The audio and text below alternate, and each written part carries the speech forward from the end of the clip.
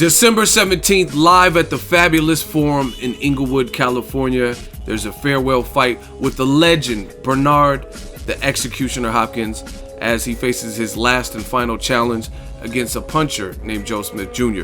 What up, Fight World? It's your boy Ego, and I'm back with some more boxing. Back with my original segment, Boxing Ego's First Look, where I give you a preview, a sneak peek of the fight before the fight, give you the tale of the tape, some facts, some thoughts, less opinion, more fact. Now, you got to give props to Bernard Hopkins. He's clearly a throwback fighter, not really like some of the new school fighters who you have to say it's a business and, oh, this doesn't make any business sense now. Bernard Hopkins is cut from a different cloth, and he showed you that time and time again.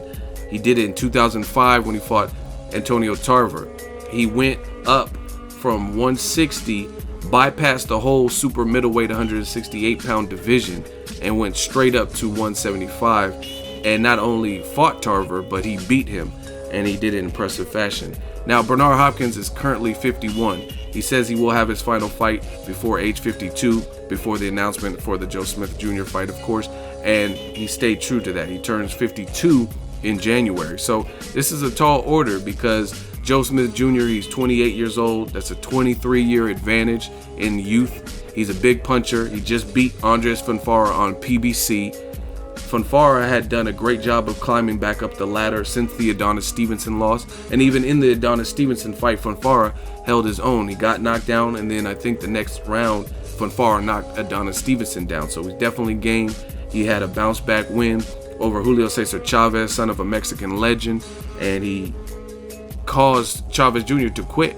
And Chavez Jr., the guy who rehydrates pretty well and pretty big, and Fonfara looked good in that fight. He fought Joe Smith Jr., hurt him in the first round, and Joe Smith Jr. out of nowhere just landed a beautiful punch that knocked down Fonfara, and his legs weren't there. Joe Smith, he got on top of him, paused, and the fight was called off, and he stopped Fonfara, who's normally very game, very tough. And then Fonfara, since he's on the comeback trail, he's with Virgil Hunter now, trying to rebuild his career.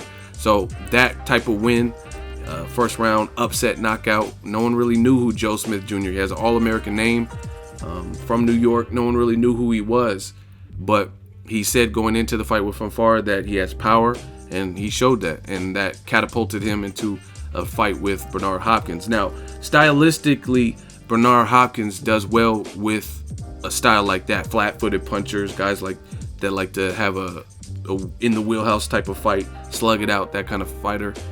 But the thing that makes this interesting, and the reason I say that is because he's fought guys like Kelly Pavlik when he was undefeated, and he schooled him. He was older than Pavlik. He wasn't 51, but he was still old, boxing old, and he schooled Pavlik, right? He beat Tavoris Cloud, another puncher who was youthful, right?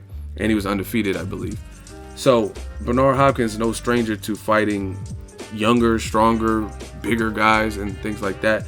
Came up short against Sergey Kovalev, but we see how good of a fighter Kovalev is as he just fought Andre Ward in November 19th. I was at that fight. Great fight. That was a classic, instant classic. And it was a dog fight. It was a tough tooth and nail type of fight where people thought it could have went either way. Bernard Hopkins was badly hurt in that 12th round, and he showed a beard on him because he didn't get knocked out. And Kovalev, we see how dangerous he is. And Kovalev landed a lot of good, accurate flush shots in that 12th round. So Bernard Hopkins, a legend in the game. That's what makes it interesting. Coming off of a long year-plus layoff, fighting another big puncher, and your last fight was Sergey Kovalev in New Jersey, and it was a one-sided beatdown by Kovalev, right? And he got knocked down in the first round, and again in that 12th round, he was getting melted with heavy shots from a big puncher. So it's going to be, anytime you see a guy like Hopkins, who's considered old for the sport, it's always going to be an interesting fight based on the fact of how long can this guy keep doing this, fight Jean Pascals and guys much younger or stronger, athletic, whatever, and get away with it, because Father Time is undefeated, they say.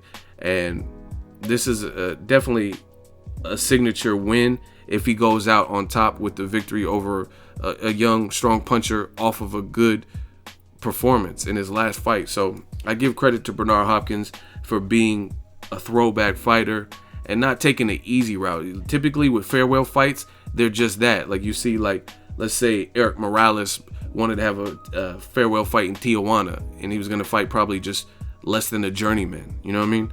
But Bernard Hopkins actually facing a guy who has a threat, you know what I mean? Anytime you're 23 years younger, bigger, and stronger, then you're some threat, especially when you're 51 years old. So salute, no matter what, win, lose, or draw, to Bernard Hopkins, and salute to Joe Smith Jr., just because he's going into a fight with a legend, and he could ride the wave in the momentum and take a tune-up fight or a soft touch or something and ride the fanfare stoppage win momentum longer. But he's not doing that. He's jumping right back into the sack, and he's going in, and they're putting him right back into the fire against a guy who has historically done this, you know what I mean?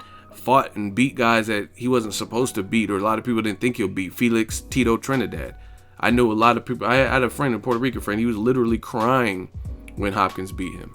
You know what I'm saying? That's how much of a star and Puerto Rican national hero Trinidad was, right? So Hopkins, he's fought Roy Jones twice. I mean, he's the man. He's a legend, illustrious career. Now let's take a look at the tail of the tape. Bernard Hopkins has a resume of 55 wins, 7 losses, and 2 draws.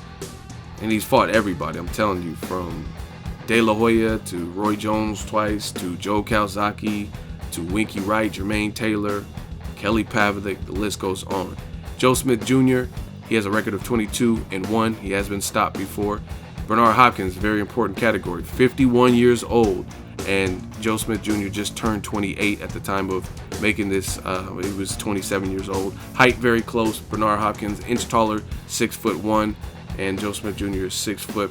So they look about the same height. The fight is taking place at light heavyweight, 175 pounds, and the reach advantage goes to the seasoned fighter, Bernard Hopkins, the legend.